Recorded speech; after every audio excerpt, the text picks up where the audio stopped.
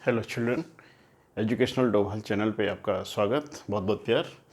तो आइए आज हम सीखते हैं महत्तम समापवर्तक ज्ञात करना भाग विधि द्वारा। तो चलिए इसको ध्यान से देखिए और शुरू करता हूँ मैं आज का वीडियो।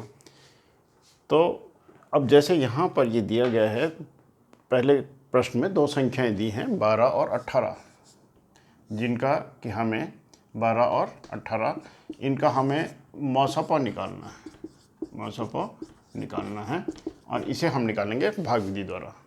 तो बच्चों इसके लिए बहुत सिंपल सा मेथड है ये भाग विधि द्वारा मौसपा निकालना।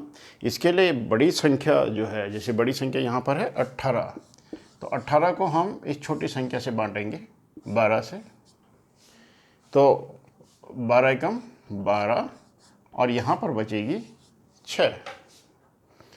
अब ये जो शेष बचा है, इस शेष से हम जिस संख्या से हमने पहले बांटा था, यानी जो भाजक थी उसको बांटेंगे, यानी जो भाजक थी उसको हम अब बांटेंगे जो शेष बची है उससे।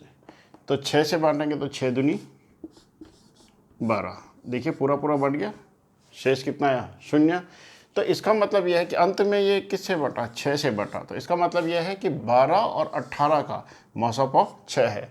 जो संख्या अंत में पूरा पूरा बांटेगी वही मौसपा होगा। तो 12 और 18 का जो मौसपा है, यानी इसका जो मौसपा आया आपका 12 और 18 का, ये आया 6। इसका मतलब 6 ही वह बड़ी से बड़ी संख्या है जो 12 और 18 को पूरा पूरा बांट सकती है। तो बहुत सिंपल सा मेथड है, बड़ी संख्या को छोटी संख्या से बांटेंगे, उसके बाद जो शेष बचेगा उससे हम उस संख्या से हम उसे बांटेंगे जिससे कि हमने जो पहले क्या था, भाजक था। और ये प्रोसेस चलता रहेगा जब तक कि हमें शेषफल 0 नहीं मिल जाता। अंत में जो संख्या उसको बांटेगी पूरा पूरा, वही उसका मौसपा होगी। चलिए मैं इसको और एग्जांपल से समझाता हूँ। अब हम 3 अंकों वाला ले लेते हैं कोई सा भी, या 2 अंक का एक और कोई प्रश्न ले लेते हैं। सपोज आपके पास है 20 और 24, दो संख्या है और आपको इनका मौसपा निकालना है। मेथड वही है, बड़ी संख्या को आप छोटी संख्या से बांटेंगे 20 से, आपको मालूम है 20 से एक बार बटेगा और बचेगा 4। अब जो शेष बचा है इससे आप किसे बांटेंगे, बिल्कुल सही, आप इस 20 को बांटेंगे जो पहले भाजक था, और ये 4 पंजे 20, तो शेषफल आया 0। अंत में किसने बांटा, पूरा पूरा 4 ने बांटा। इसलिए 20 और 24 का जो मौसपा है, 20 और 24 का, ये आपको आया 4। तो आई होप कि ये 2 अंकों वाला मौसपा ये बहुत आसान है, आप इसको समझ गए होंगे। चलिए अब हम 3 अंकों के मौसपा की ओर चलते हैं। तो अब 3 अंकों वाला ये मैंने यहाँ पर प्रश्न लिखा है, आपके स्क्रीन में यहाँ पर दिखाई दे रहा होगा। 18, 30 एंड 45, ये 3 संख्याएं हैं, इनका मौसपा निकालना है। तो इसके लिए क्या करेंगे, आप पहले कोई भी 2 अंक ले लीजिए, कोई भी 2 अंक ले लीजिए। एक तो जैसे 18 और 30, चलिए पहले हम इनको ले लेते हैं, इन 2 अंकों को, अभी तीसरा बाद में लेंगे, पहले इन 2 को करेंगे। तो जैसे मैंने आपको बताया था 2 अंकों को कैसे मौसपा निकालते हैं, बड़ी संख्या को छोटी संख्या से बांटते हैं, यानी हम 30 को बांटेंगे 18 से, और 18 से बटेगा एक बार, 18 कम 18, और शेष बचेगा आपका यहाँ पर 12। अब जो शेष बचा है उससे आप बांटेंगे किसे, इस भाजक को जिससे पहले हमने बांटा था, तो 12 एकम 12 और शेष बचेगा 6। और मैंने कहा था ये प्रोसेस तब तक चलती जाएगी जब तक शेष 0 नहीं हो जाता। तो अब हम फिर 6 से किसे बांटेंगे, देखिए हमने पहले किससे बांटा था, 12 से बांटा था। तो अब हम 6 से 12 को बांटेंगे और 6 दूनी 12 और शेष बचा 0। देखिए शेष 0 आ गया। इसका मतलब अंत में किसने बांटा, पूरा पूरा 6 ने बांटा। इसका मतलब यह है कि 18 और 30 का मौसपा 6 है, 18 और 30 का मौसपा 6 है। लेकिन हमें तो इन तीनों संख्याओं का मौसपा निकालना है, यानी हमें वो बड़ी से बड़ी संख्या निकालनी है जो 18 को, 30 को और 45 को पूरा पूरा बांट दे। लेकिन अभी तो हमने ये 2 संख्याएं ली हैं जिससे हमें ये मिल रहा कि 6 वह बड़ी से बड़ी संख्या जो 18 और 30 को पूरा पूरा बांट दे।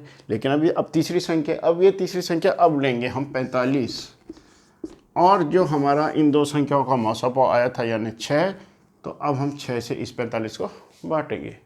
और आपको मालूम है 6 सते 42 और बचेगा 3। और फिर वही करेंगे, 3 जो शेष बचा है उससे हम उस संख्या को बांटेंगे जो पहले भाजक थी, जिसे हमने पहले बांटा था ना 6 को, और 3 दूनी 6 और शेष आया 0। अंत में किसने बांटा? 3 ने। तो 3 ही हमारा मौसोपा है जो कि 18, 30 और 45 का मौसोपा है, और यही वह बड़ी से बड़ी संख्या है जो 18, 30 और 45 को पूरा पूरा बांट देगी। तो आपका उत्तर होगा मौसोपा बराबर 3।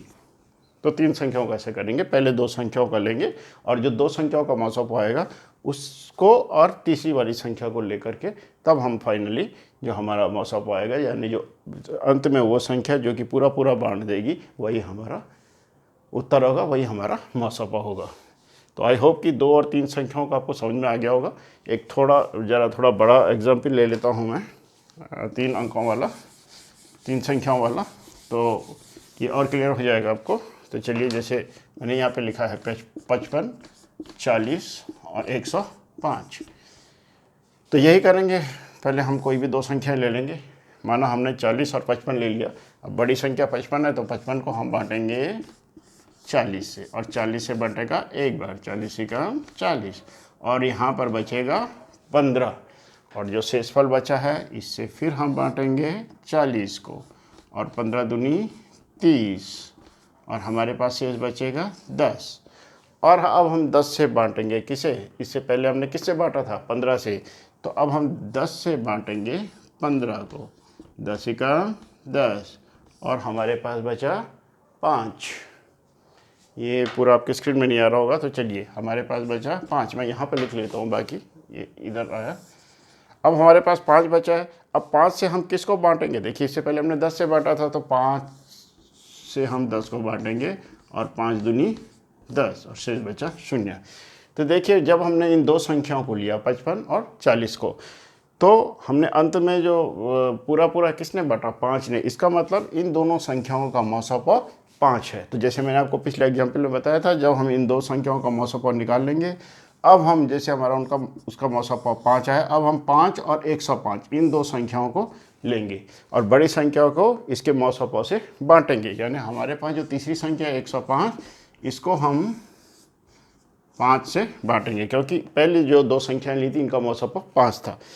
तो 5 दूनी 10, और यहाँ पर 0 बचा, और अब हम उतारेंगे यहाँ पर 5, और 5 एकम 5, और शेष बचा 0। यानी 105 को 5 ने पूरा पूरा बांट दिया है। इसका मतलब कि ये 5 जो है हमारा मौसोपा होगा, यानी 5 ही वह संख्या है जो 55, 40 और 105 को पूरा पूरा बांट सकती है और सबसे बड़ी संख्या है। तो इसका उत्तर आया मौसोपा 5। तो ऐसे ही आप ये और क्वेश्चन जो आपके स्क्रीन में दिए हैं और जो मैंने सॉल्व नहीं किए हैं, आप इसको खुद ही सॉल्व करने का प्रयास करें। तो आई होप कि अब आप आसानी से मौसोपा निकाल सकते हैं, गुणनखंड विधि द्वारा भी और भाग विधि द्वारा भी। So thanks.